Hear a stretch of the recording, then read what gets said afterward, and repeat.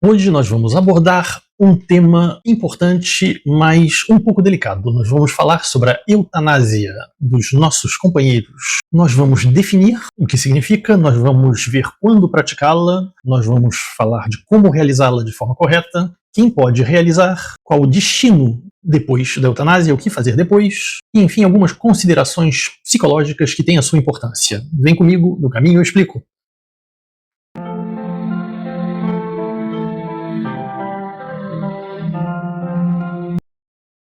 Olá pessoas, eu sou Maurício, veterinário no meu canal Amigo dos Bichos, e hoje então nós vamos falar sobre a eutanásia que infelizmente se mostra necessária mais frequentemente do que nós gostaríamos, em vista, entre outros, do fato de a longevidade dos nossos cachorrinhos, essa longevidade que ela seja muito inferior à nossa longevidade. Então, nós nos deparamos frequentemente no final da terceira idade, quando o cachorrinho já está com seus meios diminuídos, quando ele faz face a doenças terminais, quando ele sofre a níveis em que a dor se torna quase insuportável, e mesmo quando o tutor não tem meios para sustentar os tratamentos que são muito caros e que nós mesmos não podemos contribuir à altura.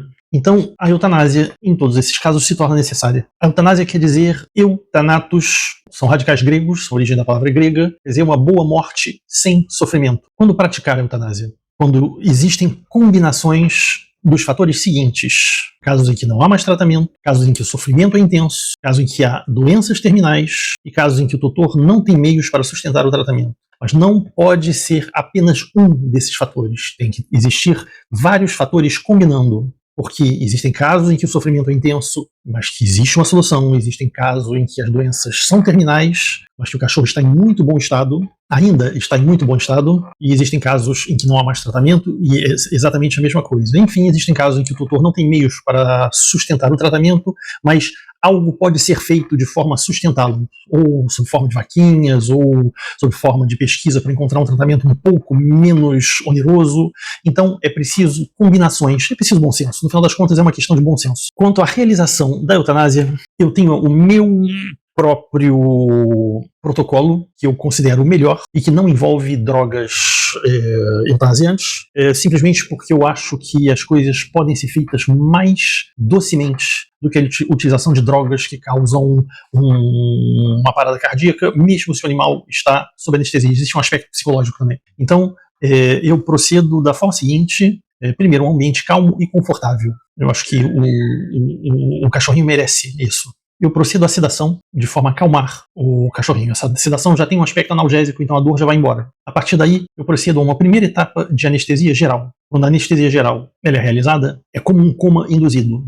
Pode-se dizer que o organismo não sente mais nada. Frequentemente, para um animal enfraquecido, a simples anestesia geral já é suficiente para que o animal venha a óbito. Mas, em não sendo o caso, a gente aprofunda essa anestesia geral até um plano suficientemente profundo que eventualmente justificasse a utilização de métodos artificiais de respiração e de circulação cardíaca. Quando você está nesse plano profundo, a anestesia é tão profunda que o animal esquece de respirar, mas ele não está mais lá. Então, para mim, esse método é o método mais doce e mais ético de proceder à eutanásia de um cachorrinho.